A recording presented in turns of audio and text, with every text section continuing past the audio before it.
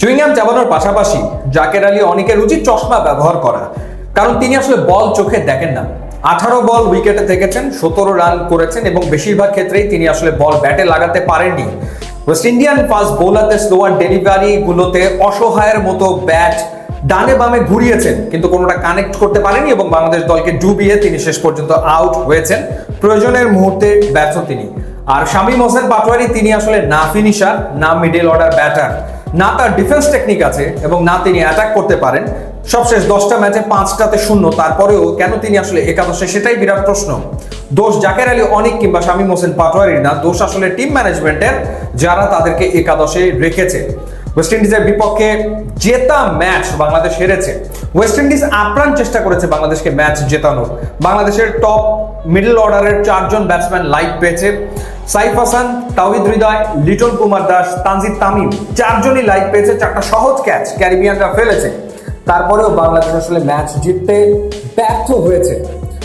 শেষ 10 ওভারে বাংলাদেশের রিকোয়ার্ড রান রেট ছিল 8.5, হাতে আছে 8 উইকেট এবং শেষ 5 ওভারে বাংলাদেশের দরকার 50 রান, হাতে আছে 7 উইকেট। সেই ম্যাচ বাংলাদেশ জিততে পারেনি, সেই ম্যাচ বাংলাদেশ হেরেছে 14 রানে এবং ওয়েস্ট ইন্ডিজের বিপক্ষে টি20 সিরিজ খুইয়েছে।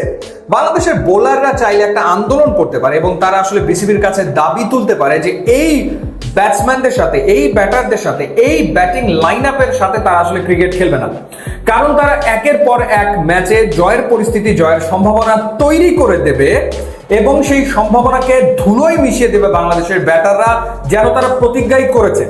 অথচ বোলিং একটি দুর্দান্ত কামব্যাক ছিল। যখন ওয়েস্ট ইন্ডিজ শুরু করেছিল, প্রথম 10 ওভারে 94 রান তুলেছে, 1 উইকেট হারিয়েছে।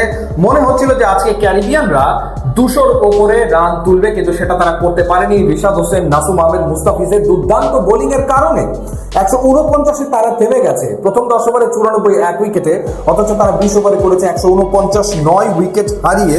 বোলারদের প্রশংসা ডেফিনেটলি করতেই হয়। মুস্তাফিজ একই ওভারে ডাবল উইকেট তুলেছেন এবং তিনি 4 ওভারে 21 রানে 3 উইকেট পেয়েছেন। লাভ কি? তাতে লাভটা আসলে হচ্ছে কি? রিশাদ হোসেন 2 উইকেট নিয়েছেন 3 ওভার বল করে 20 রান খরচায়, কিংবা নাসুম 4 ওভারে 35 রানে 2 উইকেট নিয়েছেন।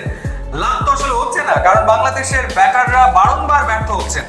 তাওহিদ হৃদয় কোন অ্যাপ্রোচে কি ব্যাটিং তিনি আসলে করছেন, এর ব্যাখ্যা আসলে কি? তাওহিদ হৃদয় 14 বলে 12 রান, জাকের আলী অনেক 18 বলে 17 রান, একজনের স্ট্রাইক রেট 85.71, আরেকজনের 94.44। শামীম হোসেন পাটোয়ারি 2 বলে 1 রান করে আউট। একটা সময় আমার কাছে মনে হচ্ছিল যে রিশাদ হোসেনকে কেন আসলে উপরে পাঠাচ্ছে না, কিংবা তানজিম সাকিবকে কেন আসলে উপরে পাঠানো হচ্ছে না। তারা উপরে আসলে বরং বাংলাদেশের ম্যাচ জেতার সম্ভাবনা অনেকাংশে বেড়ে যায়। তানজিদ তামিম একাই যা রান করেছেন, 48 বলে 61, 3টা 4, 3টা 6 তিনি মেরেছেন। বাট তিনি যখন আউট হয়েছেন সেই সময় আউট হওয়াটা অপরাধ। তার উচিত ছিল ম্যাচটা জিতিয়ে তারপরে আসলে মাঠ ছাড়া, কিন্তু সেটা তিনি করতে ব্যর্থ হয়েছেন। সুতরাং এই পরাজয়ের ব্যর্থতার দায়ভার তানজিদ তামিমকে নিতেই হবে। ক্যারিয়ার 9ম 50 তিনি করেছেন ঠিকই, বাট দলকে জেতাতে পারেননি। খুবই হতাশার পরিস্থিতি এবং টি20-র ব্যাটিং অর্ডার যে নতুন করে সাজাতে হবে কোনো সন্দেহ এ ব্যাপারে নাই, এবং স্পেশালি মিডল অর্ডারে ডেফিনেটলি নতুন কাউকে না কাউকে প্রয়োজন আসলে পড়বে, কোনো সন্দেহ নাই। টি20 সিরিজ খুইয়েছে টাইগার।